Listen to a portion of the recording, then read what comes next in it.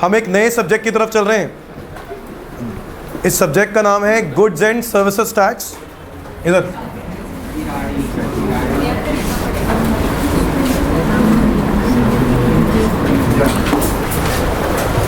हाँ जी, 40 नंबर का ये कंटेंट, 40 मार्क्स का ये कोर्स है आपके सीए कोर्स के हिसाब से, और सीएमए में 100 मार्क्स का ये पेपर है। GST, goods and services tax. तो देखो इधर ना, गुड्स एंड सर्विसेज टैक्स एक इनडायरेक्ट टैक्स है बेटा। एक पहली बात तो रजिस्टर अलग चाहिए इसके लिए, उसी में डीटी, उसी में जीएसटी, उसी में अकाउंट्स, कॉस्टिंग। नहीं, ऐसे नहीं करता, अलग अलग। तेरी ऐसी की तैसी, अभी पिन पेज पे कर लो, बाद में अलग रजिस्टर। वो देखो कितना मोटा रजिस्टर लेके आया है। सबका इसी में करता है। अच्छा, अब जीएसटी जो है इसके लिए एक सेपरेट रजिस्टर चाहिए होगा, और हमें ना जीएसटी और डीटी में बहुत फ़र्क है। पहली बात तो कहीं ये मत सोचना सर कंफ्यूज हो जाएंगे, मिक्स अप हो रहा है ये वो, ऐसा कुछ नहीं है। क्योंकि डीटी जो था ना वो मोर प्रैक्टिकल था, जीएसटी जो है वो मोर थियोरेटिकल है। बट आप थियोरेटिकल को प्रैक्टिकली देखोगे भी, भाई मार्केट में बिल बनते हैं, जीएसटी का बिल ही तो होते हैं वो। तो जीएसटी के जो बिल होते हैं उसमें तो आप चेक कर सकते हो, जो चीज़ें आपने डिस्कस करनी है, जो चीज़ें आप लोग पढ़ रहे हो, वही चीज़ें आप प्रैक्टिकली देख भी रहे हो। जीएसटी में पहली बात तो ये कि डायरेक्ट टैक्स और इनडायरेक्ट टैक्स का हम लोग डिफरेंस पहले शुरुआत पहली वाली क्लास में कर चुके हैं। याद आ रहा है? डायरेक्ट टैक्स, इनडायरेक्ट टैक्स याद है कुछ? डायरेक्ट टैक्स क्या होता है? जिसकी लायबिलिटी शिफ्ट नहीं कर सकते। और इनडायरेक्ट टैक्स तो tax burden can be shifted. ये बात समझ में आती है? इनडायरेक्ट टैक्स में हम टैक्स बर्डन शिफ्ट कर सकते हैं, जबकि डायरेक्ट टैक्स में बर्डन शिफ्ट। तो जीएसटी एक इनडायरेक्ट टैक्स है, डायरेक्ट टैक्स है? Indirect tax. ये बात क्लियर है कि इसमें बर्डन शिफ्ट करते हैं। एक दुकानदार से जब आप सामान खरीदते हो तो वो लोग आपसे क्या मांगते हैं? जीएसटी मांगते हैं। क्या मांगते हैं? जीएसटी। आप उनको जीएसटी पे करते हो, और वो बंदा जीएसटी किसको देता है? गवर्नमेंट को। अपनी जेब में नहीं डालता, वो गवर्नमेंट को पे करता। तो ये एक इनडायरेक्ट टैक्स है जहां पे वो दुकानदार हमारे ऊपर बर्डन शिफ्ट कर रहा है। हम भी, अगर आज हम पे जीएसटी लग रहा है तो हम लोग किससे मांग रहे हैं? अपने स्टूडेंट से मांग रहे हैं, क्योंकि हम लोग वो बर्डन शिफ्ट करेंगे ही करेंगे। रीज़न बहुत सिंपल है, अगर मुझे वो मार्जिन कमाना है जितना मुझे सोचा हुआ है, जितना मैंने प्लान किया हुआ है, अगर वो प्रॉफिट कमाना है तो जीएसटी का बर्डन शिफ्ट करना होगा। क्योंकि अगर बर्डन शिफ्ट नहीं करूंगा तो मेरा मार्जिन कम हो जाएगा। सोच रहे हो? अगर 100 रुपये के ऊपर मैं 100 रुपये के अंदर 10 रुपये का मेरा प्रॉफिट है, और 100 रुपये के ऊपर मुझे 5 रुपये का जीएसटी लग रहा है, तो मैं वो जीएसटी आपसे मांगूंगा ही मांगूंगा। क्योंकि अगर नहीं मांगूंगा तो मेरे 10 रुपये में से वो 5 रुपये कम हो जाएंगे और 5 रुपये का मार्जिन रह जाएगा। तो मुझे मार्जिन उतना ही कमाना जितना मैंने प्लान किया हुआ है। इसीलिए जीएसटी एक इनडायरेक्ट टैक्स लॉ है। क्या है ये? Indirect tax. Write down, GST it is an indirect tax. और इनडायरेक्ट टैक्स का मतलब क्या है? Where tax burden can be shifted. जहां पे टैक्स बर्डन को क्या किया जाता है बच्चों? शिफ्ट किया जाता है, कस्टमर से मांगा जाता है, हम उसको इनडायरेक्ट टैक्स बोलते हैं।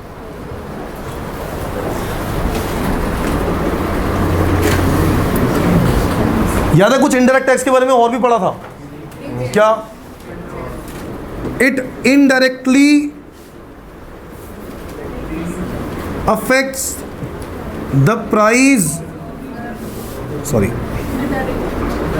directly affect the price of commodity। याद है? डायरेक्टली। क्यों? क्योंकि बच्चों लगता ही गुड्स एंड सर्विस टैक्स किस पर है? गुड्स के ऊपर और सर्विसेज पर भी। अगर मैं कहूं जीएसटी के रेट बढ़ गए तो क्या प्राइस महंगा नहीं हो जाएगा? जीएसटी बढ़ गया तो प्राइस भी बढ़ गया, जीएसटी कम तो प्राइस भी कम। डायरेक्टली मतलब साथ साथ ही बढ़ रहा है। अच्छा, डायरेक्ट टैक्स के अंदर इनडायरेक्ट इफेक्ट था, है ना? डायरेक्ट टैक्स में इनडायरेक्ट क्यों था? क्योंकि डायरेक्ट टैक्स अगर बढ़ जाए, यानी इनकम टैक्स गवर्नमेंट तुमसे ज़्यादा ले ले, तो जो परचेजिंग पावर है वो क्या हो जाएगी? कम हो जाएगी।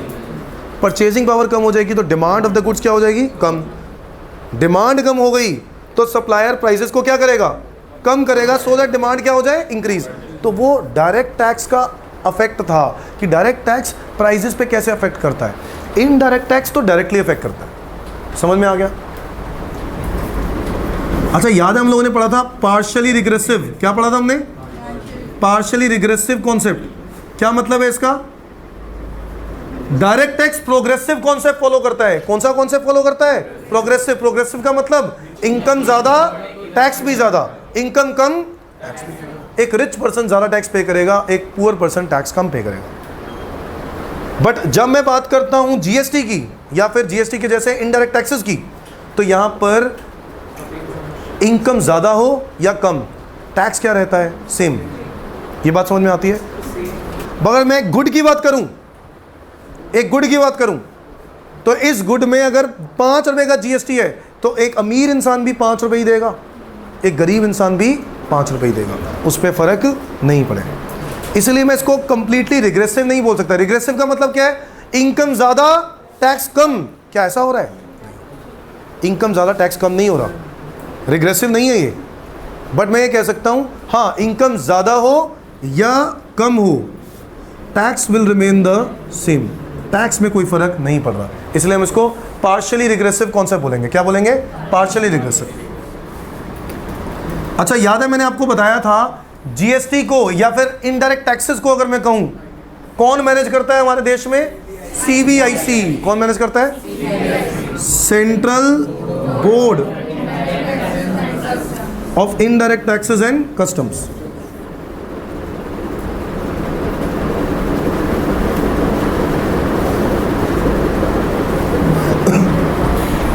ये वो अथॉरिटी है जो इनडायरेक्ट टैक्सेस को मैनेज करती है।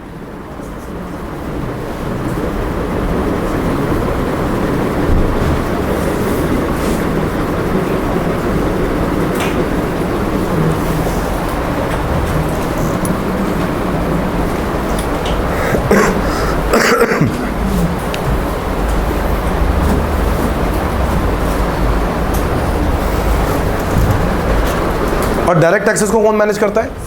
CBDT. Full form central board of direct taxes. Indirect taxes के लिए central board of indirect taxes and customs. अब इसका नाम पहले कुछ और था, इसका नाम था पहले सीबीईसी। क्या नाम था?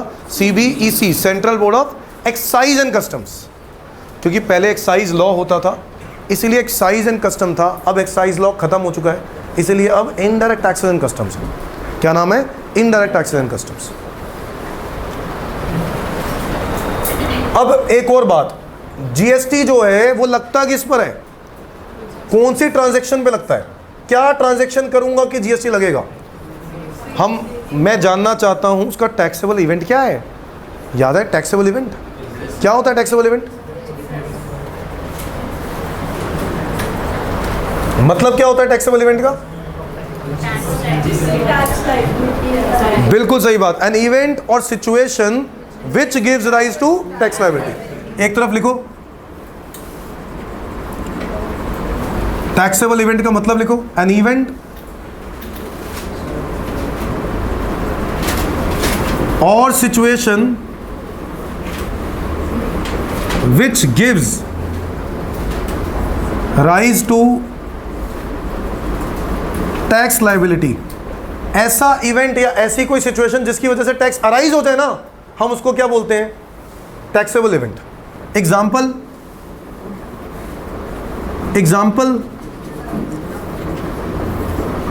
बच्चों, वैल्यू एडेड टैक्स याद है सबको? वैल्यू एडेड टैक्स मैंने ना थोड़ी सी इंट्रोडक्शन दी हुई है पहले सब कुछ। जब डायरेक्ट टैक्स इनडायरेक्ट टैक्स का डिफरेंस पढ़ा था ना, उस वक्त मैंने आपको बताया था वैट क्यों लगता है हमारे देश में, लगता था मतलब वैल्यू एडिशन टैक्स सेल पर। किस पे लगता था? और सेल भी पता कौन सी? Intra state sale. कौन सी sale? Intra state sale. Intra state sale of goods. Intra state sale मतलब हो गया एक स्टेट के अंदर ही, यानी दिल्ली का ही सेलर, दिल्ली का ही बायर, तो क्या लगेगा? वैट। दिल्ली का सेलर, दिल्ली का बायर, तो क्या लगेगा? वैट। यानी दिल्ली में अगर आप गुड्स खरीदते हो तो क्या लगेगा? वैट। अगर एक स्टेट से दूसरे स्टेट में सामान बेचते हो, which is inter state sale of good. Inter state का मतलब क्या है बेटा? एक स्टेट से दूसरे स्टेट में, तो क्या लगता है? CST, central sales tax. क्या लगता है? सीएसटी। बेटे मेरे कहने का मतलब ये क्या चीजें?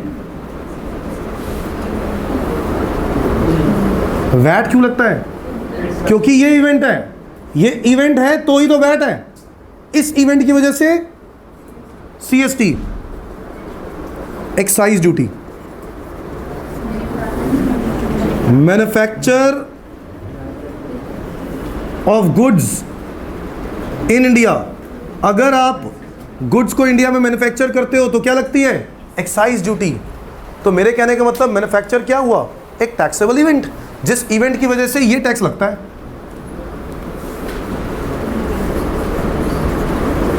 कस्टम ड्यूटी,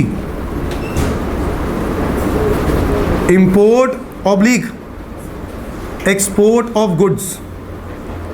अगर आज आप गुड्स को इंपोर्ट करते हो या फिर गुड्स को क्या करते हो? एक्सपोर्ट करते हो, तो क्या लगेगी? Custom duty. क्या लगेगी? Custom duty. कस्टम ड्यूटी लगती है गुड्स को इंपोर्ट करने पर या फिर एक्सपोर्ट करने पर। समझ में आ गया? ये मैंने बताया ना, ये सब टैक्सेबल इवेंट्स हैं। इन टैक्सेबल इवेंट्स की वजह से ये टैक्सेस अराइज हो रहे हैं। GST, यही तो पढ़ना है।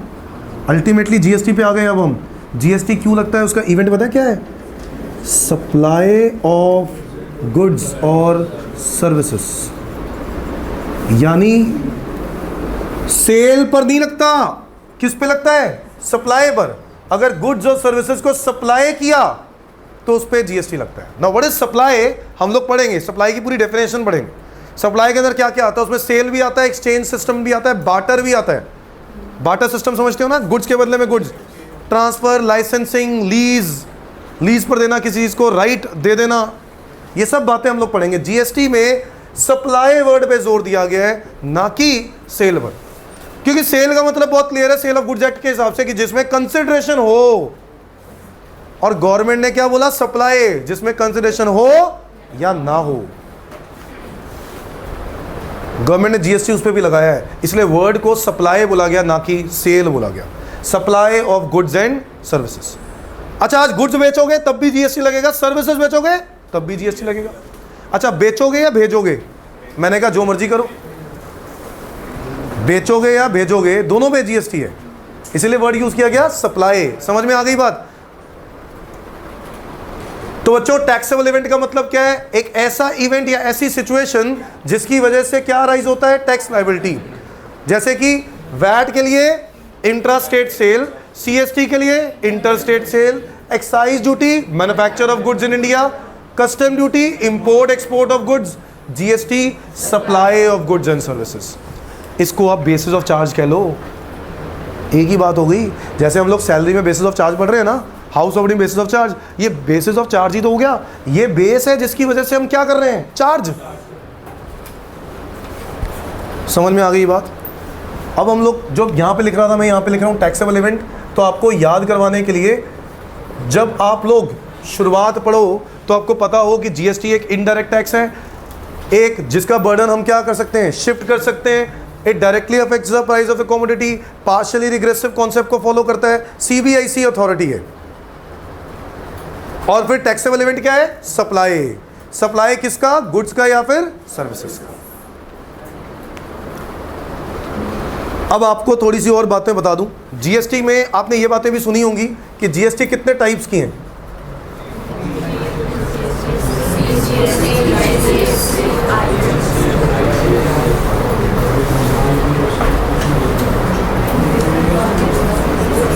हाँ जी बच्चों, GST कितने टाइप्स के हैं? Central goods and services tax,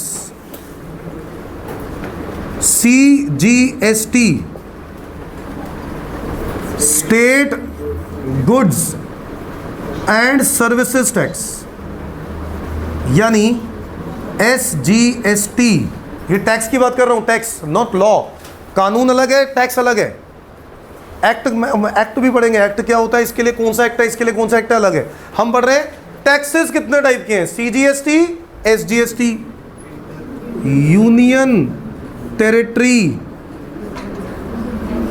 goods and services tax, इसको बोलते हैं UTGST। क्या बोलते हैं बच्चों? UTGST। और एक और टैक्स है जिसको बोलते हैं integrated goods and services tax, short form हो गया IGST, शॉर्ट फॉर्म हो गया IGST। सो बच्चों कितने टाइप्स ऑफ GST हैं? 4, CGST, SGST, UTGST, IGST। मैं आज हम लोगों ने इंट्रोडक्टरी करनी है, तो हम लोग ये समझेंगे कि GST आया क्यों था। GST बिना आए भी तो अच्छा खासा काम चल रहा था, क्या ज़रूरत पड़ गई? गवर्नमेंट बार क्यों टैक्स लॉ चेंज करती रहती है? क्या ज़रूरत पड़ रही है? हर चीज़ सही तो चल रही है। तो हम लोग उसका आज उसका खुलासा करेंगे कि बेसिस जानेंगे कि क्यों ऐसा हुआ। ठीक है, तो हम लोग पहले जानेंगे GST आने से पहले क्या चलता था? वैट। और वैट आने से पहले क्या चलता था? Sales tax. तो सेल्स टैक्स को रिमूव करने की क्यों जरूरत पड़ी वो समझेंगे, फिर वैट को रिमूव करने की क्या जरूरत पड़ी वो समझेंगे। समझ में आ गई बात? तो अभी पहले ये समझना बहुत ज़रूरी है कि GST कितने टाइप्स के हैं। GST कितने टाइप्स के हैं? 4। फिर से बोल दो एक बार। CGST, SGST, UTGST और IGST। अब ये टैक्सेस कब कब कौन सा टैक्स लगता है आओ देखते हैं। इसी के नीचे लिख लो।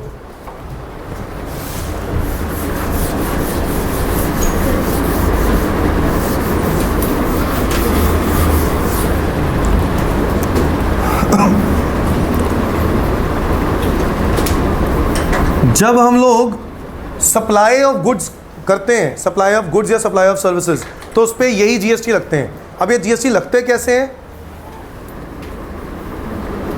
इंट्रा स्टेट सप्लाई, मैंने वर्ड यूज किया बेटा, intra state supply. Intra state का मतलब क्या है? With in the state. With in the state क्या लगता है? CGST and SGST। Intra state supply पे क्या लगता है बेटा? CGST and SGST। Intra UT supply, intra UT supply पे लगता है with in the UT। With in the UT का मतलब है यूनियन टेरिटरी। कितनी यूनियन टेरिटरी है हमारे देश में? हाँ जी 9 हो चुकी है, बिल्कुल सही बात है, 9 हो चुकी है। 7 थी, 2 और ऐड हो गई हैं, बट GST लॉ के पर्पस के लिए अभी तक कोई नोटिफिकेशन नहीं है, इसीलिए अभी हम लोग 7 ही पढ़ेंगे। 2 जब तक नहीं पढ़ेंगे जब तक गवर्नमेंट खुद नोटिफाई नहीं करता। ठीक है, इंस्टीट्यूट की बुक्स में भी चेंजेस आएंगे, तब तक वेट करेंगे। जब तक नोटिफिकेशन नहीं आया हम लोग कुछ नहीं करेंगे। ठीक है, अभी हम लोग कितने यूटीज याद करेंगे? 7, जो पहले थी। 7 यूटीज पता है सबको? 7 यूटीज कौन कौन सी? हाँ जी, मैं यूटीज लिख रहा हूँ, यहाँ पे लिखता हूँ 7 यूटीज। आप लोग भी एक जगह लिखना 7 यूटीज। पहली दिल्ली, सबको पता है दिल्ली एक यूटी है, दिल्ली एक यूटी है। नंबर 2 पुडुचेरी, पुडुचेरी पौंडीचेरी का नया नाम है। ठीक है, Puducherry. Number 3 Chandigarh. Number 4 Daman and Diu, Dadar and Nagar Haveli.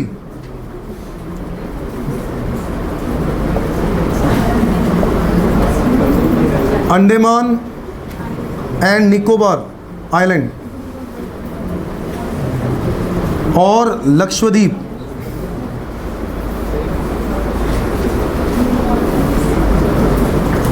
अब बेटा देखो एक बात समझना, 7 यूटीज है हमारे देश के अंदर, 7 यूटीज। यूटीज का मतलब क्या होता है? मतलब क्या होता है? मतलब ये तो फुल फॉर्म हो गई। हाँ, स्टेट और यहाँ पर जो जितने भी ये यूटी रीजन होते हैं ना, उसमें पावर सेंट्रल गवर्नमेंट के हाथ में होती है। कुछ भी करना होगा ना, सेंट्रल गवर्नमेंट से परमिशन लेके काम करना पड़ेगा। अब आपके दिमाग में आना चाहिए सर इंट्रा यूटी सप्लाई पे क्या लगता है? CGST एंड UTGST लगता है, ये लगता है। तो दिल्ली भी तो यूटी है। तो सर हमने तो अभी अभी बिल देखा सर, कोई है आपके पास बिल पड़ा हो? देखो देखो कोई खर्चा किया होगा, ऐसे कैसे हो सकता है? वो देख लेके घूम रहे हैं बिल, इतने बिल लेके घूम रहे हैं, निकल आएगा पर्स में, निकल आएगा। अभी 1 मिनट के लिए ध्यान से देखना, मैंने बोला इंट्रा यूटी सप्लाई पर क्या लगता है? CGST and UTGST। आपने देखा कोई बिल अगर आपके हाथ में, तो आप देखोगे आपके पास CGST और SGST लगा हुआ है ना, जबकि लगना क्या चाहिए, UTGST। लग क्या रहा है, SGST। ये तो गलत है, गवर्नमेंट खुद को ही नहीं पता क्या करना चाहिए। ऐसा नहीं है, गवर्नमेंट ने कहा 7 यूटीज हैं, जिसमें से 2 ऐसे यूटीज हैं जो विद स्टेट लेजिस्लेचर्स हैं। क्या है, स्टेट लेजिस्लेचर्स। पता है स्टेट लेजिस्लेचर्स का मतलब, जिसका कानून बनाने की पावर किसके पास है, स्टेट के पास। यानी अगर मैं ये कह दूं कि दिल्ली और पुडुचेरी 2 ऐसे एरियाज हैं जो विद स्टेट लेजिस्लेचर्स हैं, स्टेट लेजिस्लेचर्स, इसका मतलब हो गया ये अपने कानून खुद बना सकती है, इसमें सेंट्रल गवर्नमेंट की कोई जरूरत नहीं है। यानी दिल्ली के खुद के कानून हैं, दिल्ली एक्ट। ऐसे ही पुडुचेरी भी अपने कानून खुद बना सकती है। जबकि ये जो 5 यूटीज है ना, ये है विदाउट स्टेट लेजिस्लेचर्स। ये क्या है, विदाउट स्टेट लेजिस्लेचर्स। यानी ये पूरे के पूरे डिपेंडेंट हैं किनके ऊपर, सेंट्रल गवर्नमेंट के ऊपर। अगर ये पूरे सेंट्रल गवर्नमेंट पे डिपेंडेंट है, इसलिए यहां पर UTGST ही लगेगा। विद स्टेट लेजिस्लेचर्स में क्या लगेगा, क्या लगेगा, CGST एंड SGST लगेगा। यानी दिल्ली कहने को तो UT है, पुडुचेरी कहने को तो UT है, बट इन 2 एरियाज में SGST ही लगता है, UTGST नहीं लगता। GST के पर्पस के लिए, किस पर्पस के लिए, GST के पर्पस के लिए। अगेन फिर से क्यों, क्योंकि स्टेट लेजिस्लेचर्स वाले यूनियन टेरिटरीज हैं। ये क्या है, स्टेट लेजिस्लेचर्स। और स्टेट लेजिस्लेचर्स का मतलब हो गया जहां पे हम अपने कानून खुद बना सकते हैं। अगर इनके पास खुद के पास क्षमता है कानून बनाने की, लोग हैं, ऑफिसर्स हैं जो खुद बना सकते हैं। समझ में आ गया। इसीलिए 7 यूटीज में से 2 यूटीज याद रखने हैं। यहां पर हमेशा CGST SGST लगेगा, यहां पर क्या लगेगा, CGST एंड UTGST। अब ये देखो, इंटर स्टेट या UT सप्लाई क्या होता है, मैंने वर्ड यूज किया इंटर। इंटर का मतलब एक स्टेट से दूसरे UT, एक UT से दूसरे UT, एक UT से दूसरे स्टेट। या फिर गुड्स को अगर आपने क्या कर लिया, इंपोर्ट। इन सारी सिचुएशन में पता है क्या लगना है,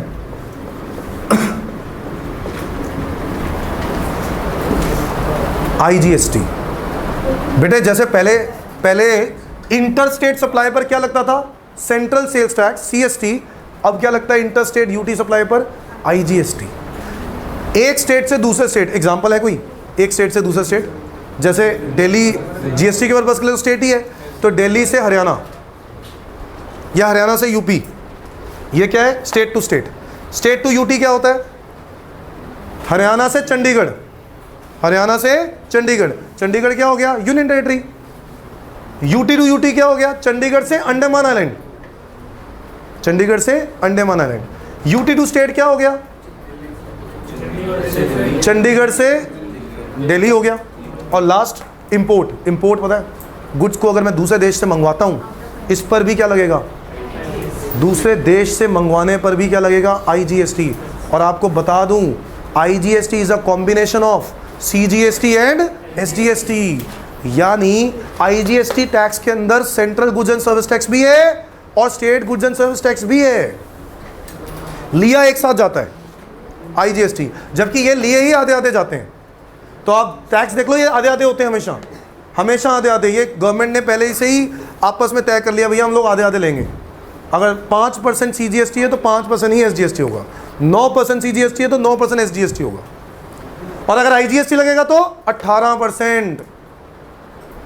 क्या बोला मैंने, CGST अगर 9 है, SGST 9 है उसी गुड पे, तो उस गुड पे IGST का रेट क्या है, 18%। क्यों, it is a combination of CGST as well as SGST। मेरी बात समझ में आ रही है।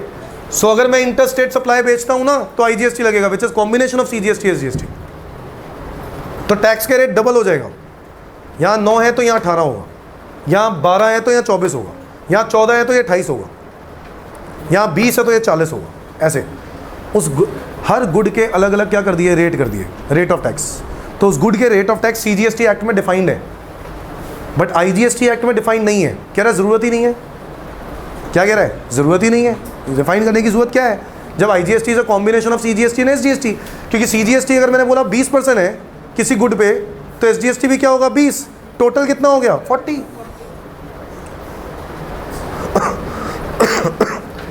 नोट करो इन बातों को।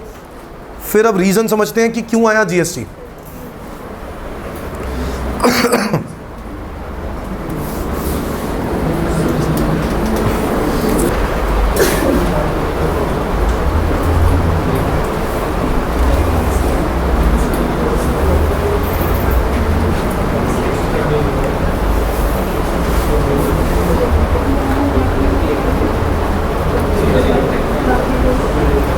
हाँ जी, बता दो एक बारी फिर से। इंट्रा स्टेट सप्लाई होगा तो क्या लगेगा? CGST and SGST। Intra UT supply होगा तो CGST and UT-GST। Inter state supply होगा तो IGST। एक स्टेट से दूसरे स्टेट, एक स्टेट से दूसरे UT, UT से दूसरे UT, UT से दूसरा स्टेट, या फिर इंपोर्ट, इन पर क्या लगेगा? IGST।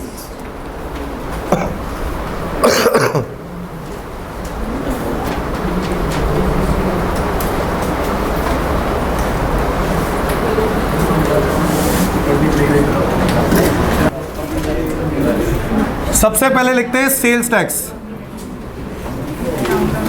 सेल्स टैक्स इधर देखो प्लीज। सेल्स टैक्स क्यों था और क्या था? सेल्स टैक्स ना, सेल्स टैक्स लग रहा था हर सेल पर। तो जब भी कोई गुड को बेचा जाता है उस पर क्या लगता है? Sales tax.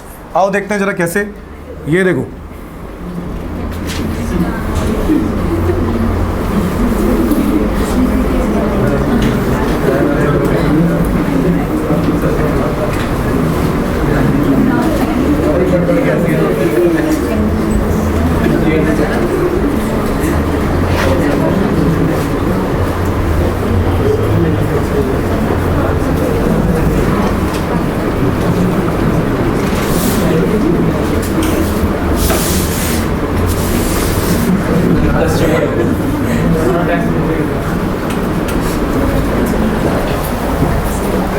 ये हमेशा रोता हुआ दिखेगा। मैन्युफैक्चरर, होलसेलर, रिटेलर और कंज्यूमर। हम एक एग्जांपल लेके चल रहे हैं जो नॉर्मल रूटीन लाइफ में एक मैन्युफैक्चरर होलसेलर को बेचता है, होलसेलर रिटेलर को बेचता है, रिटेलर कंज्यूमर को बेचता है। सेल्स टैक्स था तो कैसे होता था? आओ देखते हैं कैसे। एक एग्जांपल लेके चलते हैं। सो मान लो मैन्युफैक्चरर ने होलसेलर को गुड्स बेचे। बेटे आकाश, मैन्युफैक्चरर ने होलसेलर को कुछ बेचे, मान लो कितने रुपए के? 1000 रुपए के। कितने के बेचे? 1000। मान के चलते हैं सेल्स टैक्स का रेट है 10%। तो मैन्युफैक्चरर ने होलसेलर को जब गुड बेचा, सेल्स टैक्स लगाएगा 10%, तो कितना हो जाएगा? 100। प्राइस कितना हो जाएगा? होलसेलर मैन्युफैक्चरर को कितने रुपए, मैन्युफैक्चरर होलसेलर से कितने रुपए चार्ज करेगा? 1100। इनडायरेक्ट टैक्स है ना, मैन्युफैक्चरर होलसेलर पे बर्डन शिफ्ट कर देता था। 1100 रुपए मैन्युफैक्चरर ने होलसेलर से ले लिए, जिसमें से 100 रुपए वो किसको दे देगा?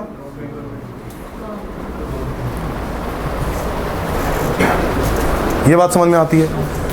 होलसेलर के लिए कॉस्ट प्राइस कितनी हो गई?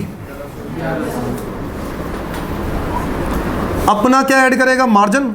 भाई मार्जिन नहीं कमाएगा तो, मार्जिन तो कमाएगा ही ना वो अपना। मार्जिन नहीं कमाएगा तो फिर बिजनेस क्या कर रहा है? मार्जिन कमाएगा, प्रॉफिट डालेगा। सो मान लेते हैं प्रॉफिट कमाया उसने 500 रुपए का। कितना प्राइस हो गया? अब 1600 रुपए के प्राइस के ऊपर क्या लगाएगा? Sales tax. क्योंकि मैं होलसेलर अब किसको बेच रहा है? रिटेलर को। तो फिर से क्या लगेगा? Sales tax at the rate of 10%। कितना हो गया? प्राइस कितना हो गया? होलसेलर ने रिटेलर से कितने रुपए लिए? 1760, जिसमें से होलसेलर गवर्नमेंट को कितने रुपए दे देगा? ये उसकी जेब में नहीं जाएगा। यार देखो, आप बात समझे नहीं। जा तो 160 रहा है गवर्नमेंट को, बट होलसेलर रिटेलर से कितने चार्ज किए? 1760। तो इसलिए रिटेलर के लिए कॉस्ट कितनी बन जाएगी? 1760। इसी तरीके से होलसेलर ने मैन्युफैक्चरर को कितने रुपए दिए थे? 1100। गवर्नमेंट को कितने रुपए दिए मैन्युफैक्चरर ने? 100 रुपए। बट ये पूरी की पूरी कॉस्ट बना देगा 1100। ठीक इसी तरीके से इसकी कॉस्ट प्राइस यहां पर क्या होगी रिटेलर की? 1760।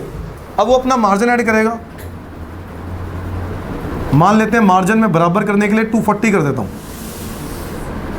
प्राइस कितना हो गया 2000, और 2000 रुपये के ऊपर फिर से क्या लग गया, sales tax at the rate of 10%। Price कितना हो गया,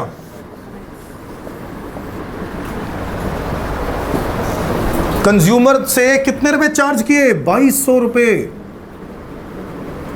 और रिटेलर ने गवर्नमेंट को कितने रुपए दिए, 200 रुपए।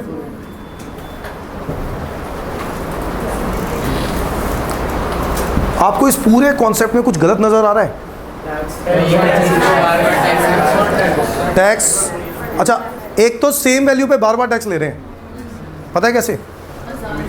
आप ध्यान से देखो, 1000 रुपए इसके अंदर है, टैक्स लिया, इसके अंदर भी वो 1000 रुपए है, और इसके अंदर भी है वो 1000 रुपए, तो 1000 रुपए के ऊपर बार बार टैक्स क्यों ले रहे हो? ले तो चुके हो, यानी एक, तभी तो बेटा यहाँ 100 है, यहाँ 160 हुआ, यहाँ 200 हुआ, आगे जाके और बढ़ेगा, उसके आगे जाके और बढ़ेगा, यानी टैक्सेस स्नोबॉलिंग इफेक्ट दिखाएंगे। स्नोबॉलिंग समझते हो? जैसे एक पहाड़ के ऊपर से स्नोबॉल गिरी, नीचे आते आते आते आते आते और क्या होती गई, बड़ी होती गई, उसको बोलते हैं स्नोबॉलिंग इफेक्ट।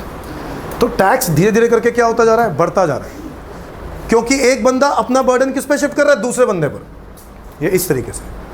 इसमें एक और दिक्कत ये है कि टैक्स पे भी क्या ले रहे हो, टैक्स, टैक्स ऑन टैक्स, जिसको बोलते हैं कास्केडिंग। क्या बोलते हैं, cascading of taxes. Cascading of taxes का मतलब होता है टैक्स ऑन टैक्स। आप टैक्स पे टैक्स क्यों चार्ज कर रहे हो,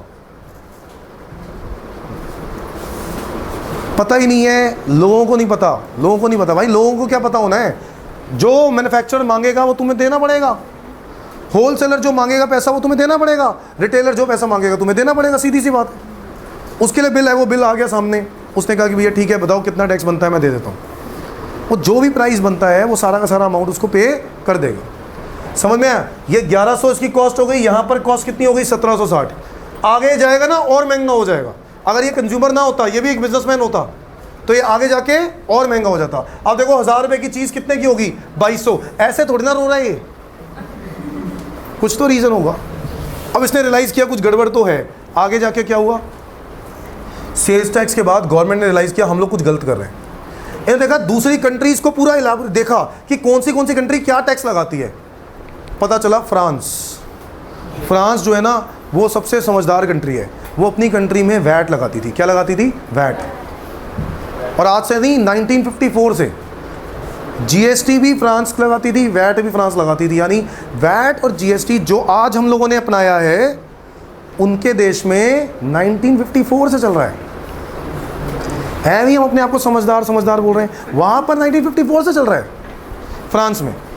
और सोचो वो एक कंट्री है फ्रांस, जिस कंट्री ने पूरे वर्ल्ड में आदत डाल दी कि वैट वाला कॉन्सेप्ट होना चाहिए। अब ऐसा वैट ने क्या किया, वैट के फुल फॉर्म बहुत सिंपल है, वैल्यू एडेड टैक्स। और इसने बोला भैया जितनी वैल्यू ऐड करोगे ना उतने पे ही टैक्स लेंगे सिर्फ। सेम एग्जांपल ले रहा हूं, वैट मान के चल रहे हैं कितना, 10%। ये देखो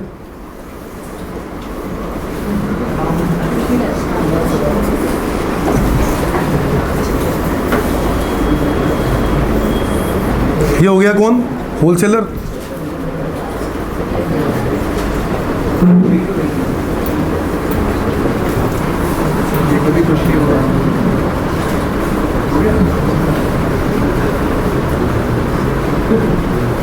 थोड़ा सा कुछ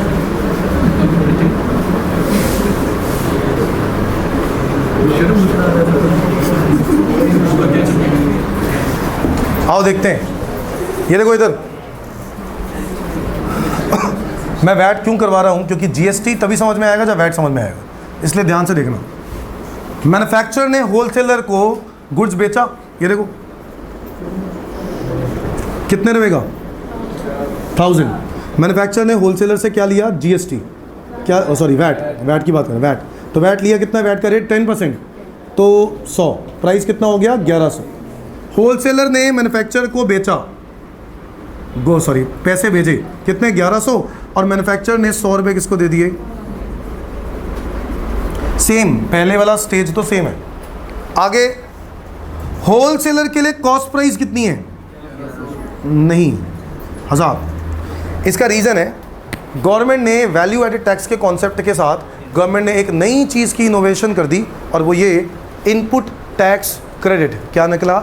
इनपुट टैक्स क्रेडिट। गवर्नमेंट ने कहा हर एक वो पर्सन जब परचेज पर टैक्स पे कर देगा, किस पर टैक्स पे कर देगा? परचेज पर। तो इस होलसेलर ने 1100 रुपए की आइटम खरीदी है जिस पे 100 रुपए का क्या है? टैक्स। वो ऑलरेडी वो दे चुका है, तो ये बंदा यानी होलसेलर 100 रुपए का क्या ले लेगा? ITC, inputs tax credit. क्या मिलेगा? Inputs tax credit.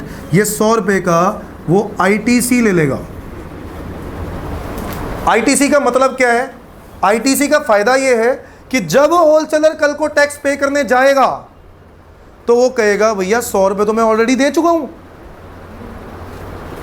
भाई होलसेलर आगे रिटेलर को सामान बेचेगा, टैक्स मांगेगा नहीं मांगेगा? टैक्स मांगेगा नहीं मांगेगा? बर्डन शिफ्ट करेगा। तो जब रिटेलर से टैक्स मांगेगा उसमें से वो 100 रुपए ऑलरेडी जो दे चुका है वो क्या कर देगा? एडजस्ट, और गवर्नमेंट को देगा बचा हुआ अमाउंट। इधर ध्यान से देखना। कॉस्ट प्राइस कितनी? 1000। मार्जिन ऐड करेगा, सिमिलर मार्जिन लेते हैं बेटा, 500 रुपए का मार्जिन लिया, वैल्यू कितनी हो गई? होलसेलर ने रिटेलर के ऊपर क्या लगा दिया? वैट। बेच रहा ना, वैट लगा दिया। कितना? 10%। प्राइस कितना हो गया? यानी रिटेलर होलसेलर को कितने रुपए देगा? 1650, जिसमें से होलसेलर 150 रुपए किसको दे देगा? गवर्नमेंट को। देगा नहीं देगा? इसी इतना, जैसे यहाँ 160 देने जा रहा था, यहाँ कितने जाएगा?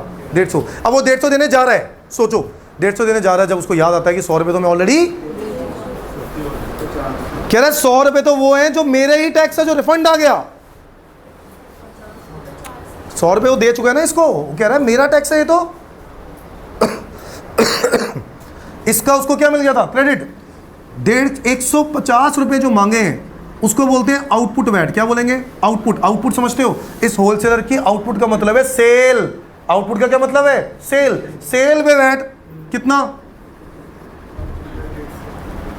ये क्या है? उसकी लायबिलिटी है। क्या है उसकी? लायबिलिटी। ये लायबिलिटी वो गवर्नमेंट को देने जा रहा होता है कि जिसमें से उसको याद आता है कि 100 रुपए वो ऑलरेडी, ये क्या है उसका? एसेट। 100 रुपए ऑलरेडी दे चुका है, तो गवर्नमेंट को कितने देगा?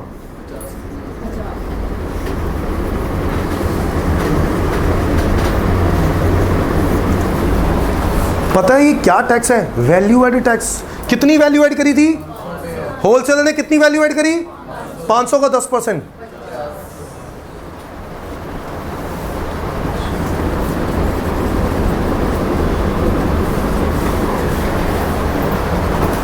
मेरी बात समझ में आई? जितनी वैल्यू ऐड करेंगे उतना ही टैक्स, उससे ज़्यादा 1 रुपया नहीं लेना। इसको बोलते हैं वैल्यू एडेड टैक्स। क्या बोलते हैं? Value added tax. अब यहाँ देखो, रिटेलर के लिए, रिटेलर को बिल ये मिलेगा ना, रिटेलर के लिए परचेज बिल है, सेल बिल है? Purchase bill. अब ये परचेज बिल है तो 150 रुपये का वो टैक्स दे चुका है, 150 रुपये का टैक्स दे चुका है। रिटेलर 150 रुपये का जो टैक्स दे चुका है वो उसका क्या ले लेगा? ITC, input tax credit, 150 rupees का। अब वो कहेगा कि मैं 150 ऑलरेडी दे चुका हूं। कौन कहेगा? रिटेलर कहेगा मैं 150 ऑलरेडी दे चुका हूं, मेरे को तो वो रिकवर करने ही करने हैं। किससे रिकवर करेगा? वो आगे बंदे से, कंज्यूमर से। तो इसके लिए कॉस्ट कितनी हुई? 1500 कॉस्ट हुई, क्योंकि 150 का तो क्या मिल गया? आईटीसी। अब अपना मार्जिन ऐड करेगा, सिमिलर मार्जिन उठाते हैं, वही वाला सेम 240। प्राइस कितना हुआ? 1740। इसके ऊपर फिर से क्या लगा? वैट। वैट का रेट 10%, 174। टोटल कितना हो गया? देखना,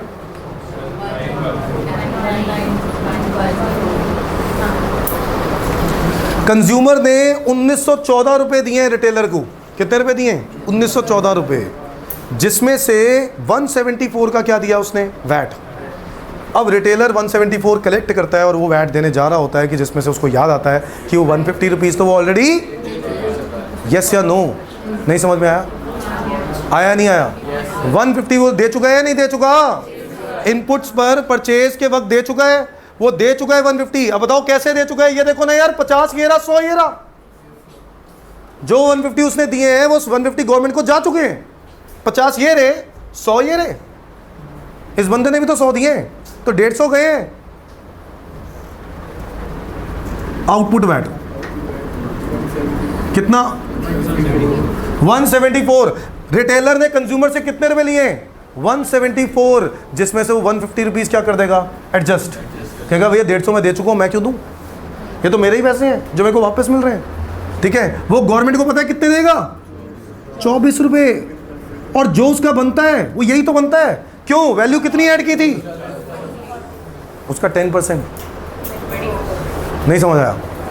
आई बात समझ या नहीं? 240 रुपए का 10% कितना बनता है? इसको बोलते हैं वैल्यू एडेड टैक्स। क्या बोलते हैं? Value added tax. कितना बढ़िया कॉन्सेप्ट है यार। प्राइस देख रहे हो आप? ऐसे कैसे खुश नहीं होगा यार? 1914, ये देखो, फायदा हुआ नहीं हुआ? पता है किसका नुकसान हुआ? गवर्नमेंट का। गवर्नमेंट का नुकसान हुआ क्योंकि गवर्नमेंट को देखो कितना अच्छा रेवेन्यू मिल रहा था। इस स्टेज में देखो कितना रेवेन्यू मिल रहा था? 100, 160, 200। 100, 160 और 200 कितने? भाई साहब 2200 रुपए के सामान में 460 का टैक्स था।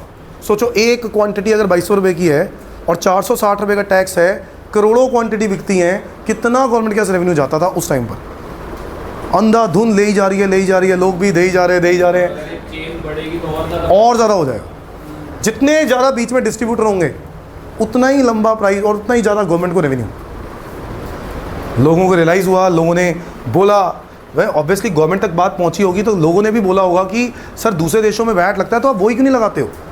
तो वैट जैसे ही आया, ये देखो, ये देखो, देखो वैट आया, प्राइस कितना हुआ? 1914 रुपये। प्राइस कितना हुआ? 1914 रुपये। ये 1914 रुपये का हो गया। अच्छा, अब एक बात बताओ, मैं प्राइस खुद निकाल सकता हूँ, सिर्फ ये पता लगा लो वैल्यू कितनी ऐड की है। वो देखो वैल्यू कितनी ऐड की है मैन्युफैक्चरर ने वैल्यू कितनी ऐड किया? 1000। उसकी तो पूरी वैल्यू ऐड 1000 है ना, 1000। इसके बाद इसने कितनी करी है और इसने कितनी करी है? टोटल कितना हो गया? 1740 का 10%, 1914।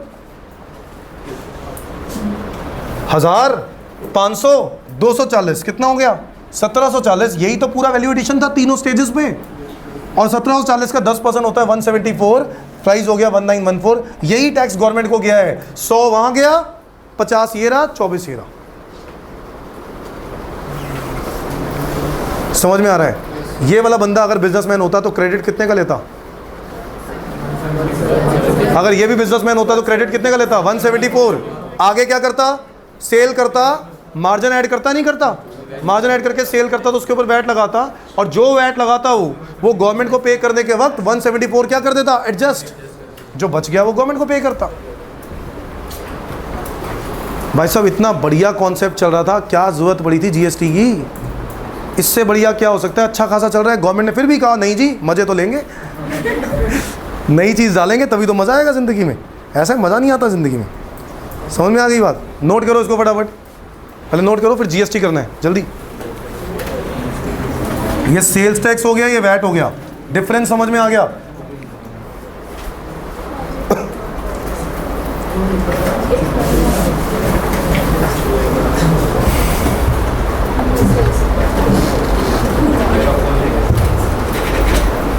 नोट करना है बेटा, नोट। फोटो खींच नहीं, फोटो मत खींच बेटा, फायदा नहीं है कुछ, नोट करना है।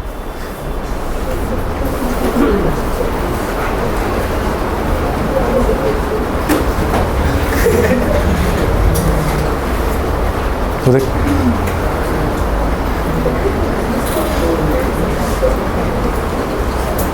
बेटे मैंने जाने नहीं देना अगर नोट नहीं किया तो। समझ में आ गई? नोट करना है, फोटो खींचने में फ़ायदा नहीं है। अच्छा लग रहा है, बात अलग है कि तू सजा के रखना चाहती है कि यार क्या ड्राइंग बनाई है, ओए ओए ओए, वो बात अलग है।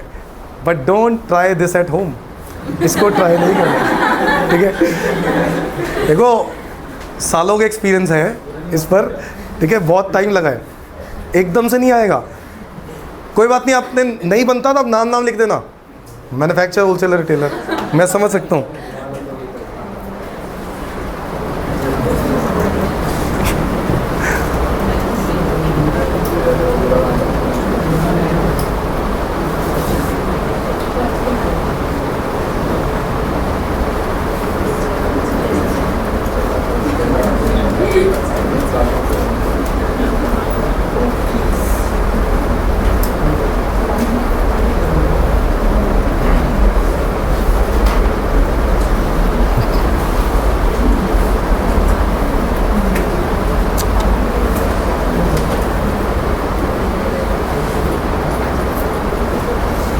अच्छा रजिस्टर नहीं लाई नया, नया रजिस्टर नहीं लाई, तभी फ़ोटो खींच रही थी। कोई बात नहीं, फिर भी लिखना है, कोई बात, वो वही चिपका दियो वहीं पर ही। नहीं अच्छे से बनाइए, फ्रेश, मज़ा ही अलग होता है उसका, नहीं?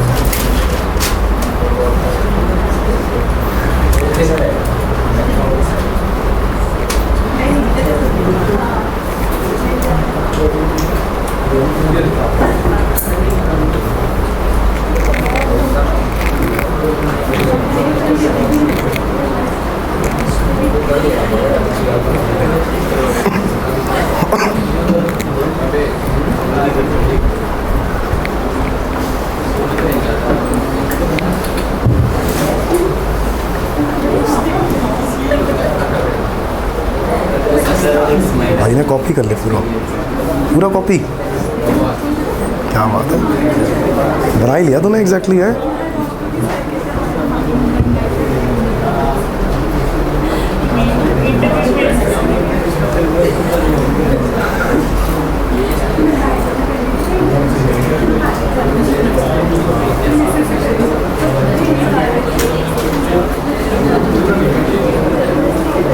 ध्रुव क्या हुआ बेटा, पूछ ले क्या हुआ। ओ हाँ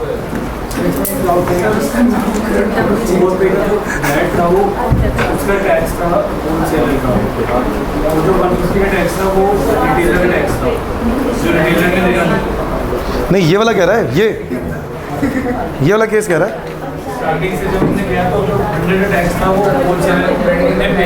होलसेलर ने पे किया था, हाँ।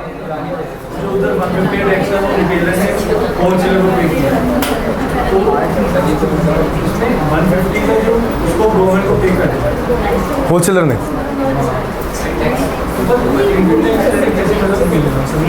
क्रेडिट मतलब एक एसेट है भाई, तूने दे दिया नहीं, 100 रुपये दिया तूने, नहीं दिया। प्रैक्टिकली सोच के देख, तू है मैन्युफैक्चरर, तू है होलसेलर, मैं हूँ मैन्युफैक्चरर, तूने मुझे 1100 रुपये दिए नहीं दिए?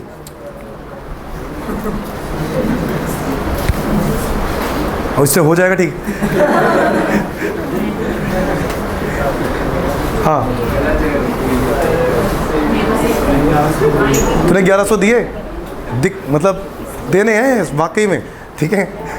अब रियलाइज़ कर, फील कर कि तूने दे दिए 100 रुपये, 100 रुपये का दिया टैक्स। मैंने कहा भैया ऐसा है तुम्हारा टैक्स मैंने दे दिया गवर्नमेंट को, ठीक है। तूने क्या बोला कि सर मैं तो बिजनेसमैन हूँ, मैं तो आगे बर्डन शिफ्ट करूँगा ना, इनडायरेक्ट टैक्स है। तो तूने क्या किया, तूने कस्टमर से कितने रुपये मांगे, 1650 ये वैट लगा के। अब 1650 लगा, जिसमें से 150 रुपये का वैट है। अब ये बंदा भी तो ये कहेगा मैंने 150 रुपये दे दिया, आप गवर्नमेंट को दो। तो आप क्या करोगे, 150 रुपये गवर्नमेंट को दोगे, बट 150 में से 100 रुपये आप दे नहीं चुके जो आपने इसको दिए थे, और इसने किसको दे दिए, गवर्नमेंट को पहुंच गया ना। तो आपने और कितने देने हैं, 100 रुपये जब आप दे चुके हो 150 में से, तो 50 ही तो दोगे और गवर्नमेंट को।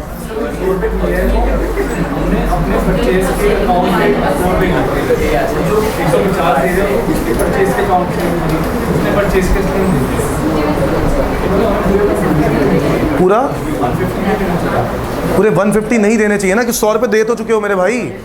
ये 100 रुपये इसको दिए ना तूने, ये 100 रुपये किसको चले गए, इसने क्या अपनी जेब से दिए 100 रुपये, मैन्युफैक्चरर ने किससे दिए, तुझसे लेकर दिए।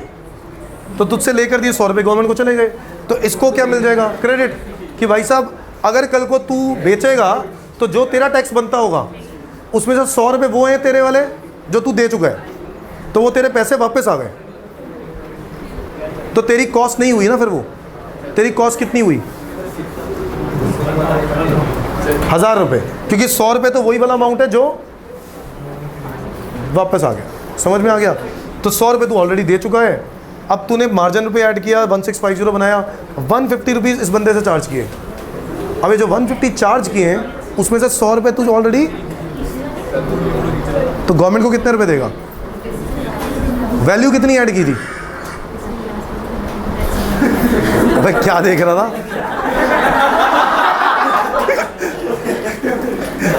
इधर इधर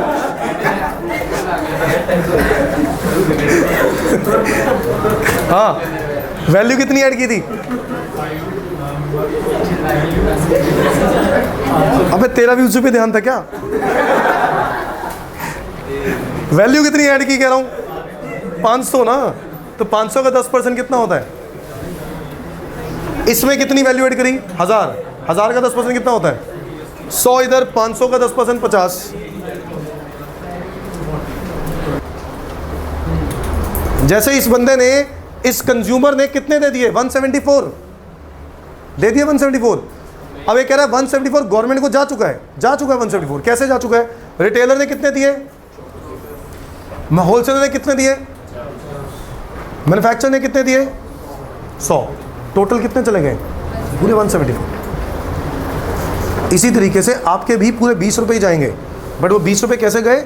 10 रुपए आपने बायर को दे दिए थे, बायर ने गवर्नमेंट को पे कर दिए, और 10 रुपए आपका जो बच गया अमाउंट जो आपने कस्टमर से रिकवर किए, कस्टमर से 20 रुपए रिकवर किए ना, 10 रुपए तो काट लिए, और 10 रुपए जो है वो आपने गवर्नमेंट को पे कर दिए। टैक्स का अमाउंट आप अपनी जेब में नहीं रख सकते, टैक्स आपका रेवेन्यू नहीं है, गवर्नमेंट का रेवेन्यू। समझ में आ गई ये बात? अब जीएसटी में ऐसा क्या डिफरेंट है? आओ जरा देखें डिफरेंट क्या है जीएसटी के अंदर। मैं यही वाले एग्जांपल में अब जीएसटी डाल रहा हूं।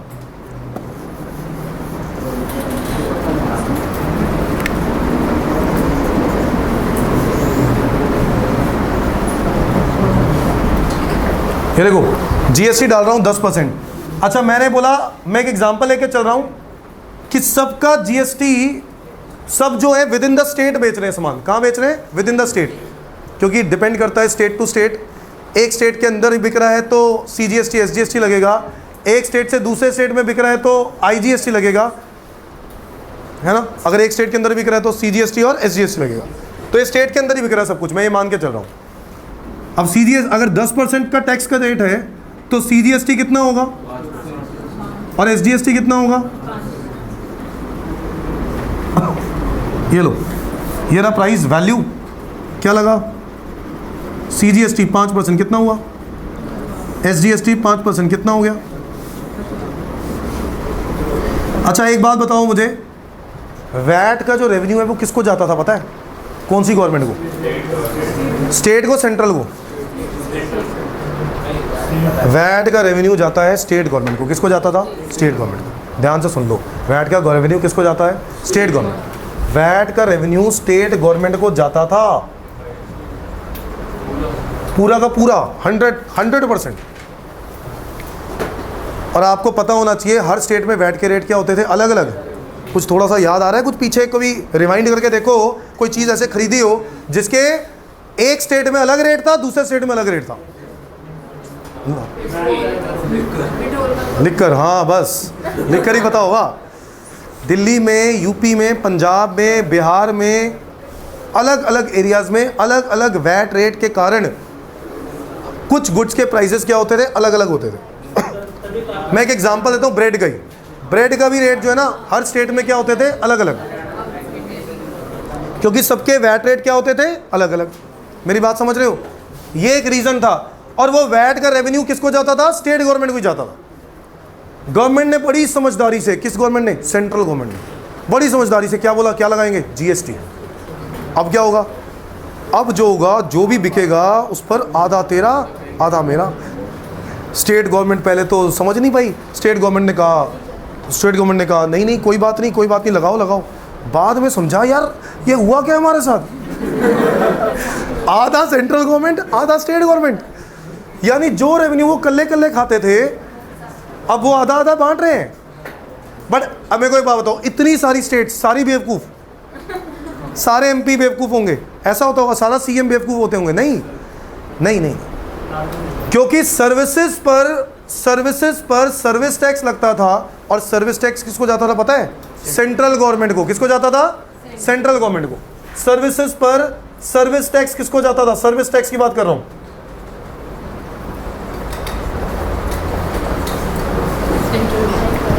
और वैट किसको जाता था? मेरे को जवाब चाहिए। सर्विसेज टैक्स किसको जाता था? वैट किसको जाता था? गवर्नमेंट ने दोनों बांट दिए हैं। तो इसलिए अगर कल को स्टेट ये बोले कि भाई साहब गुड्स का रेवेन्यू तो मैं पहले पूरा लेता था, अब तुम आधा आधा लोगे तो गलत हो रहा है, तो फिर वो तो सेंट्रल गवर्नमेंट तो ये कहेगी कि पहले सर्विसेज का रेवेन्यू सारा मैं लेता था, अब वो भी तो आधा आधा हो रहा है। समझ में आ गई बात? तो इसलिए अब गुड्स और सर्विसेज को दोनों को ही आधा आधा बांट दिया। और ऐसे सिचुएशन में स्टेट गवर्नमेंट ये कह नहीं सकती अब कि हमारा रेवेन्यू कम हो गया। समझ में आ गई बात? इसीलिए अब वो वाली सिचुएशन नहीं है, स्टेट रेवेन्यूज नुकसान नहीं होंगे। नुकसान होंगे भी तो उसका भी तोड़ है, वो भी देखेंगे क्या हुआ। बट इधर देखते हैं क्या हुआ। सीजीएसटी लगा दिया 5%, एसजीएसटी लगा दिया 5%। इसका मतलब है 50 रुपये किसको जाएगा और 50 रुपये किसको जाएगा? ठीक उसी तरीके से जैसे वैट में क्या मिलता है? आईटीसी। जीएसटी में भी क्या मिलता है? आईटीसी। बेटे ये बायर है ना, होलसेलर बायर है। होलसेलर ने इतने का गुड खरीदा, ये बिल आया होगा, वो इतने का क्या ले लेगा? क्रेडिट। कितने का क्रेडिट ले लेगा? 50 रुपये 50 रुपये। ये देखो, आईटीसी ले लेगा सीजीएसटी का कितना? 50। एसजीएसटी का कितना? 50। इतने के वो क्रेडिट्स ले लेगा। क्रेडिट्स लेने के बाद जब ये बंदा आगे बेचेगा, बेटा क्रेडिट ले लेगा तो कॉस्ट कितनी हुई? कॉस्ट कितनी हुई? सेम चीज़ है, 1000 रुपये की कॉस्ट हुई और मार्जिन कितना ऐड किया? 500, तो प्राइस कितना हुआ? 1500। 1500 पर फिर से क्या लगा? सीजीएसटी और लगा दो 5% कितना हो गया? कितना हुआ? 1650। अरे भाई 1650 के हिसाब से इसने आउटपुट पे, हाँ जी, इस होलसेलर ने, देखो जरा होलसेलर की तरफ, होलसेलर ने आउटपुट सीजीएसटी कितना मांगा? कितना मांगा आउटपुट सीजीएसटी? और आउटपुट एसजीएसटी कितना मांगा? ऑलरेडी कितना गवर्नमेंट को दे चुका है? 50 सीजीएसटी 50। नहीं समझे बात? समझ में आ रही है? एग्जैक्टली वैसे ही जैसे वैट चल रहा था, 50 और 50 वो ऑलरेडी दे चुका है। 75 रुपए उसने चार्ज किए हैं, 50 तो वो ऑलरेडी दे चुका है। तो सेंट्रल गवर्नमेंट को कितने देगा? और स्टेट गवर्नमेंट को कितने देगा? बात समझ में आई है? वैल्यू एडिशन टैक्स कितनी वैल्यू ऐड करी? 500। 500 का 10%, 50 का आधा आधा, 25 सेंट्रल गवर्नमेंट को 25। बात समझ में आती है?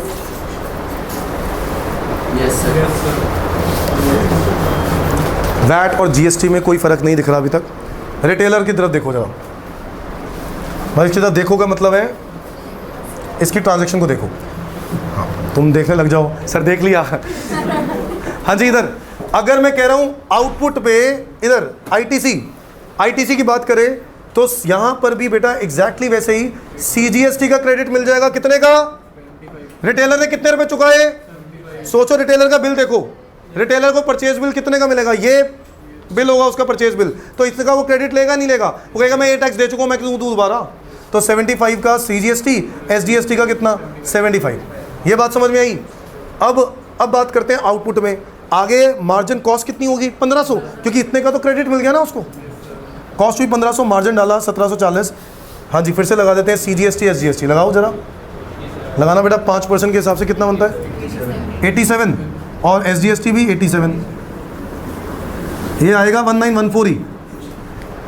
हाँ जी 1914। अब इधर देखो 87 इसने कंज्यूमर से मांग लिए, कंज्यूमर को 87 रुपीज देने जा रहा था, याद आया 75 तो ऑलरेडी दे चुका है, नहीं दे चुका?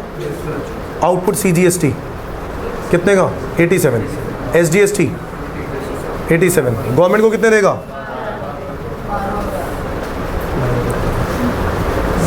सीजीएसटी, सीजी सेंट्रल गवर्नमेंट को कितने देगा? 12 रुपये। और स्टेट गवर्नमेंट को कितने देगा?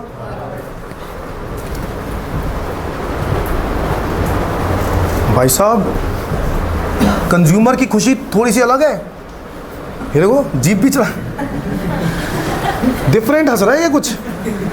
भाई को पता ही नहीं है, भाई को कोई नॉलेज नहीं है, बट लोगों ने बोला जीएसटी अच्छी चीज़ है, जीएसटी अच्छी चीज़ है, वो सेलिब्रेट कर रहा है। इसको पता ही नहीं इसके साथ क्या हुआ है, बट एक्चुअल में ये बड़ा खुश है क्योंकि लोगों ने हाइप इतनी मचाई, जीएसटी आ गया, जीएसटी आ गया। पहली बार ऐसा हुआ कि जीएसटी को टैक्स आता है और लोग सेलिब्रेट कर रहे हो, क्या बात है जीएसटी आए। पता है जीएसटी है क्या है? क्या जीएसटी? टैक्स है, देना पड़ेगा। मिल नहीं रहा, खैराती नहीं है कोई, तेरे घर पे पहुंच रहा है जीएसटी, देना पड़ेगा। फिर भी देखो ये बंदा खुश बड़ा है, इसकी खुशी का राज है, वो राज समझना है हमें। ये कंज्यूमर खुश क्यों है इसका राज समझेंगे हम अभी। बट अभी यहां पर देखो प्राइस सेम प्राइस, तो एक्चुअल में देखा जाए तो कंज्यूमर को पता नहीं चल रहा कि वो खुश क्यों है। हाँ, मैं ये कह सकता हूं कि सेल्स टैक्स में जो कैस्केडिंग होती थी वो कैस्केडिंग अब नहीं होती। किस में नहीं होती? वैट में भी नहीं होती और जीएसटी में भी नहीं होती। यस या नो? वैट और जीएसटी दोनों में ही कैस्केडिंग नहीं होती। मेरी बात समझ रहे हो? वैट में भी कैस्केडिंग नहीं है और जीएसटी में भी कैस्केडिंग नहीं है। No cascading.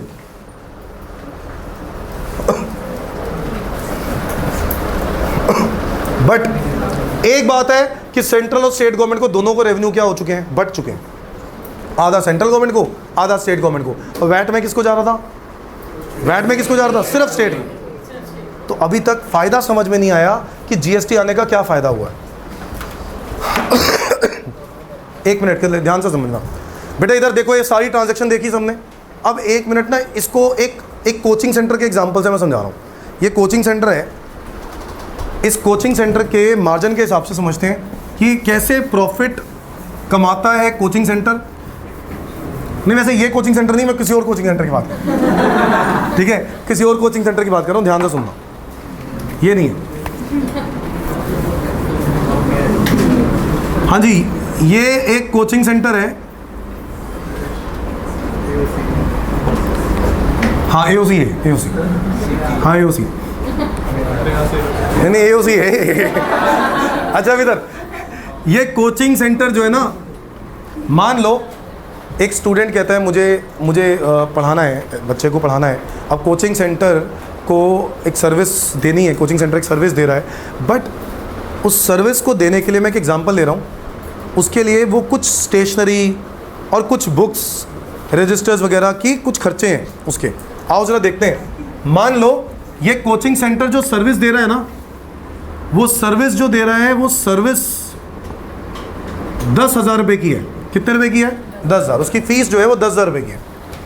और ये कोचिंग सेंटर की जो कॉस्ट है, जो इनपुट्स मतलब स्टेशनरी और ये सब मिला के, मान लेते हैं इस बच्चे को सर्विस देने के लिए इनपुट्स की कॉस्ट करीब 4,000 रुपये की पड़ी थी।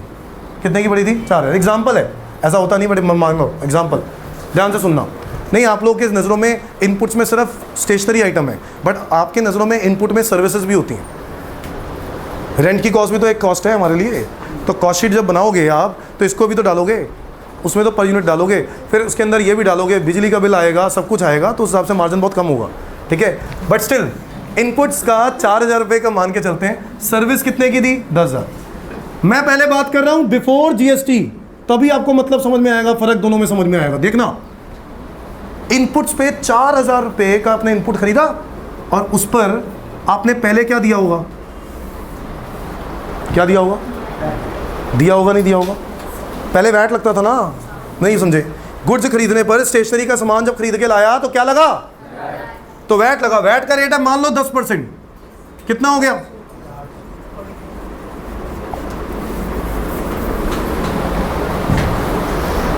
₹4,400 का कोचिंग सेंटर को कॉस्ट पड़ी है।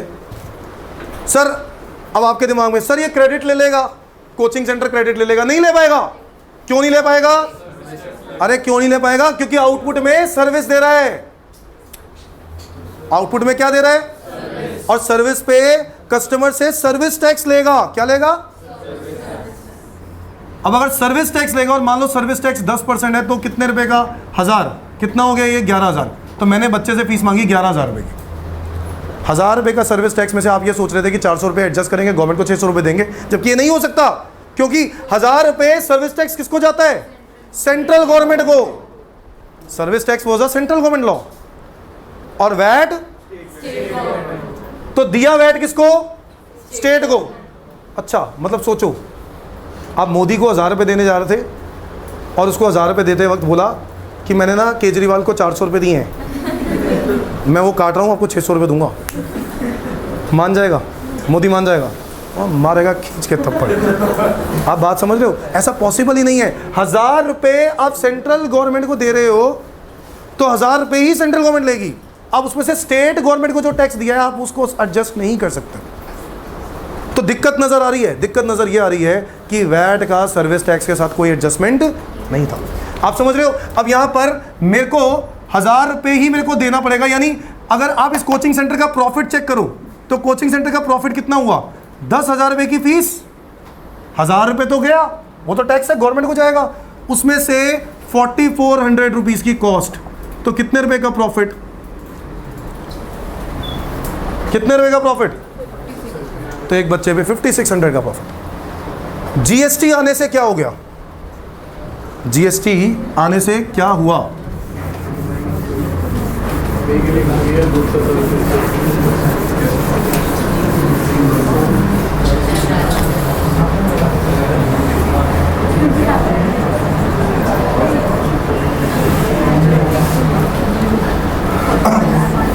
अगर मैं जीएसटी आने की बात करूं तो जीएसटी आने से क्या हुआ? हाँ जी, इधर देखो, इधर बातें नहीं। इनपुट्स जो हैं 4000 के ही खरीदे अभी भी, बट जीएसटी आने के बाद अब क्या लगा होगा? जीएसटी स्टेशनरी आइटम पे क्या लगा होगा? जीएसटी। मान लो सीजीएसटी एंड एसजीएसटी, ठीक है, तो लग गया जो भी टैक्स लग गया वो सीजीएसटी 10% के हिसाब से यहां लगा 200 रुपये और यहां लगा एसजीएसटी 200 रुपये। सेम टैक्स लेंगे तभी तो कंपेयर कर पाएंगे ना। 4400। कोचिंग सेंटर ने आगे सर्विस दी कितने रुपए की? फीस पे क्या मांगेगा? सीजीएसटी और क्या मांगेगा? एसजीएसटी। सीजीएसटी कितना? 10%, 5% के हिसाब से 500 इधर। अच्छा, बच्चे की फीस अभी भी कितनी है? 11,000। बट ये 1000 रुपए जो कलेक्ट कर रहा है ना वो जीएसटी के, इस 200 और 200 का क्या ले लेगा वो? आईटीसी। क्या ले लेगा वो? बेटे देखो ऐसा है, पहले क्या होता था आप समझने की कोशिश करो, गुड्स पर गुड्स के साथ ही एडजस्टमेंट हो सकती है, सर्विसेज का सर्विसेज के साथ ही एडजस्टमेंट हो सकती है। और आज के टाइम पर गुड्स खरीद रहे हो, सर्विस बेच रहे हो। खरीद क्या रहे हो और बेच क्या रहे हो? ऐसा हो सकता है या नहीं हो सकता? मैंने कोचिंग सेंटर का एग्जांपल दिया आपके सामने। खरीद क्या रहा हूँ? गुड्स खरीदता हूँ, नहीं खरीदता हूँ, सर्विसेज भी बेच रहा हूँ। तो जो सर्विसेज बेच रहा हूँ उस पर सर्विस टैक्स की जगह पे क्या लगेगा? जीएसटी। और गुड्स को बेचने पर भी क्या लग रहा है? जीएसटी। और इसका मुझे आईटीसी मिल गया तो मेरी कॉस्ट कितनी हुई? सेलिंग सेल्स हो गई यारी, कॉस्ट प्राइस कितनी हुई? 4000। प्रॉफिट कितना हुआ?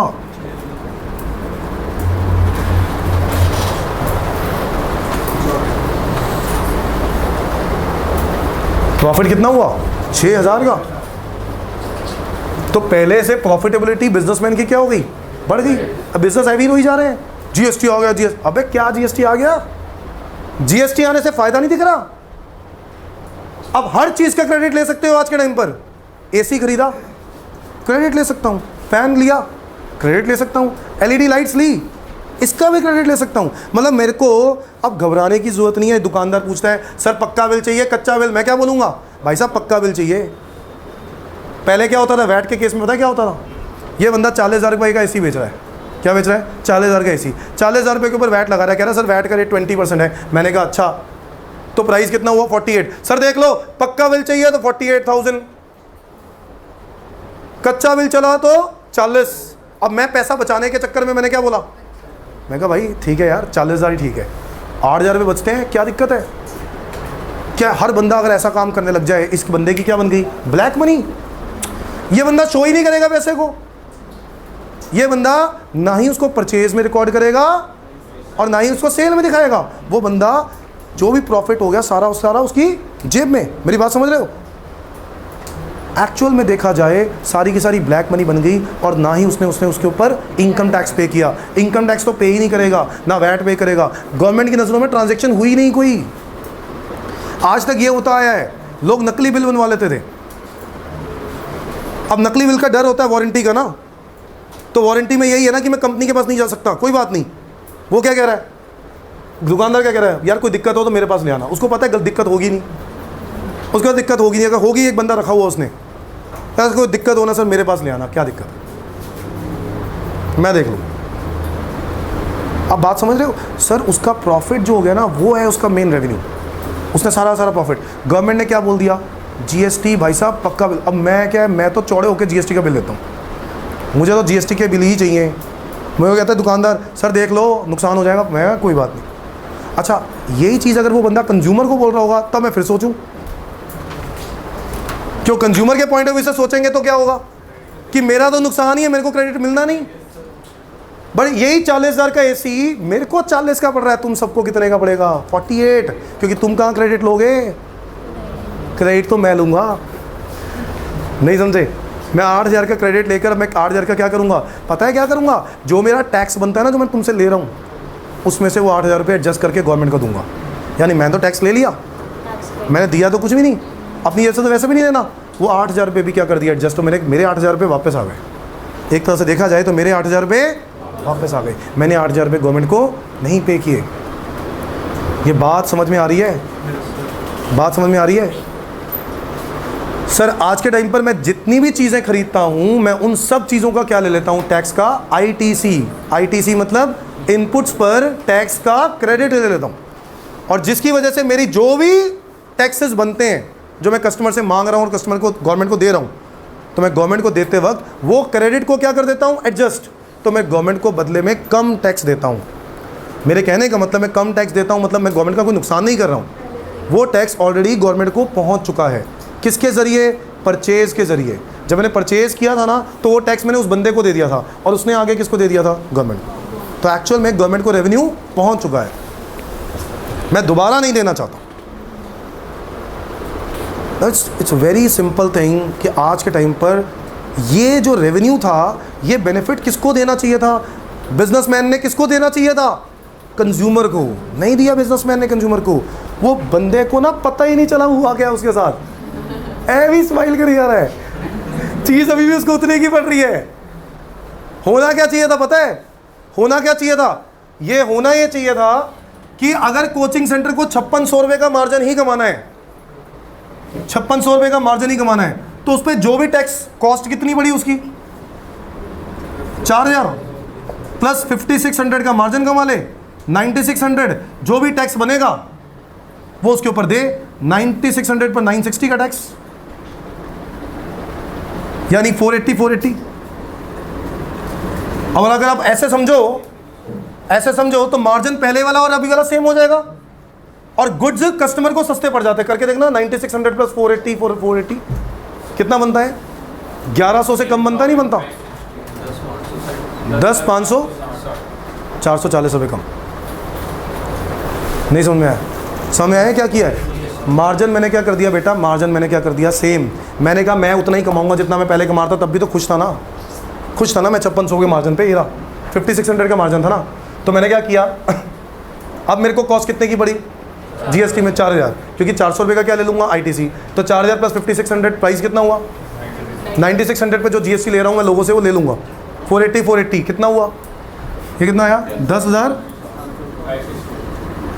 10,560। तो मैंने कस्टमर से कितने मांगे? 10,560। कस्टमर को कितने का पड़ा? वैसे कितना पड़ रहा था?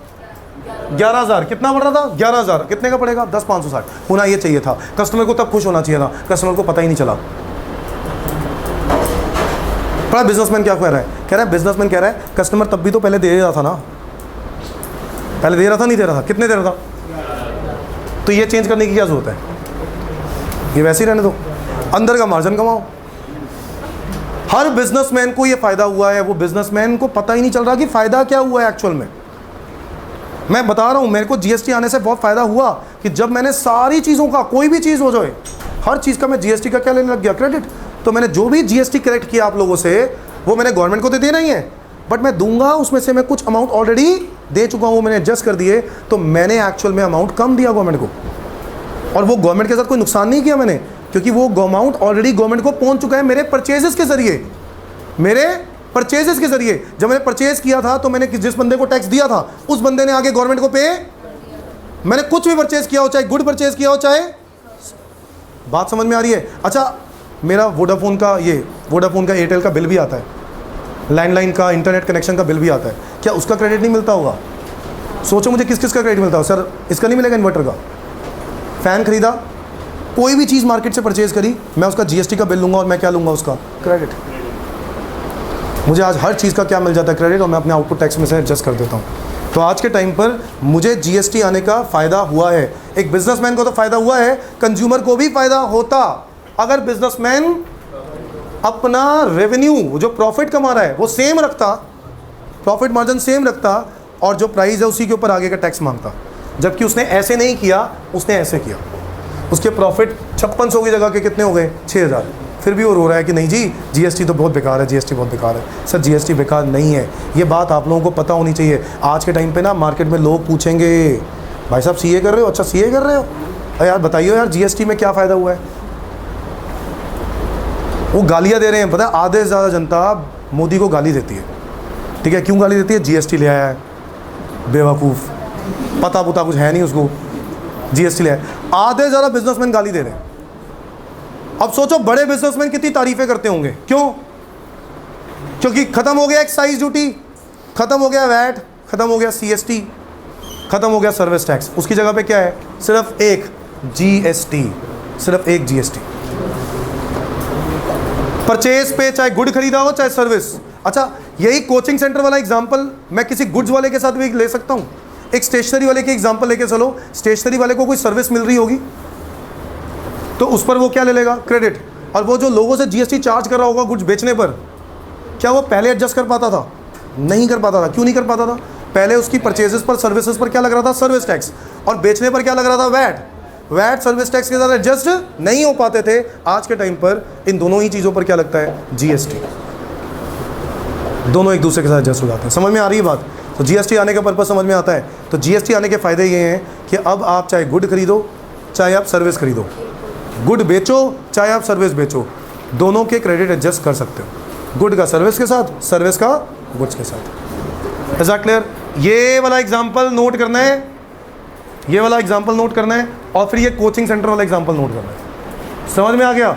इससे आपको पता नहीं चल पाएगा कि डिफरेंस क्या है जीएसटी में। सिर्फ ये पता चलेगा कि जीएसटी वैट के आने के बाद बढ़ गया है, जबकि आपको इस एग्जांपल से पता चलेगा कि जीएसटी आने का क्या फ़ायदे हुए।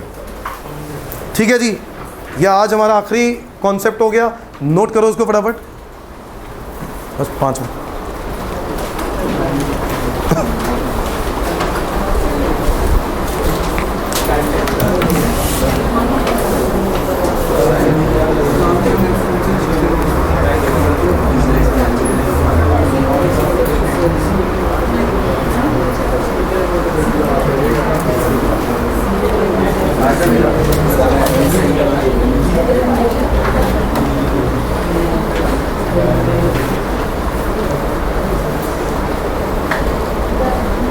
जीएसटी का टैक्स क्रेडिट सर्विस टैक्स पे करने टाइम कर सकते हैं। सर्विस टैक्स, सर ये जो सर्विस टैक्स तो खत्म हो गया ना बेटा, अब है ही नहीं। सर ये जो इनपुट टैक्स क्रेडिट है वो लेते कैसे? बिल संभाल के रख लेते हैं। हाँ जी, बच्चे का सवाल है कि इनपुट टैक्स क्रेडिट लेते कैसे हैं। बेटे सिंपल सी बात है, परचेज के बिल संभाल के रख लो। आपके पेरेंट्स ना बिजनेसमैन हैं, कोई आपके पेरेंट्स जिनके पेरेंट्स बिजनेसमैन हैं, आप उनसे पूछना, प्रैक्टिकली देखोगे ना और मज़ा आएगा। प्रैक्टिकली देखना, या फिर आपके रिलेटिव्स में कोई ना कोई होंगे, भाई बंधु, हाँ कोई ना कोई दोस्तों में होंगे। वो लोग क्या करते हैं? परचेज के बिल मेंटेन करके रखते हैं। किसके बिल मेंटेन करके रखते हैं? परचेज के। एक तरफ परचेज के, एक तरफ सेल के। सेल का क्या है? टैक्स देना है। सेल का क्या है? टैक्स देना है। परचेज के बिल वाले में से सारा टैक्स क्या कर दूंगा? एडजस्ट। जो बच गया वो गवर्नमेंट को दूंगा। इसको बोलते हैं वैल्यू एडिशन टैक्स। तो बस क्रेडिट ऐसे लेते हैं कि मैं पूरे महीने का बिल संभाल के रखता हूँ परचेज के, एक तरफ महीने के सेल के बिल। इन परचेज के बिल पे जो टैक्स दिया उसका क्रेडिट ले लूँगा, और सेल के बिल पे जो टैक्स बनता है उसके साथ एडजस्ट करूँ।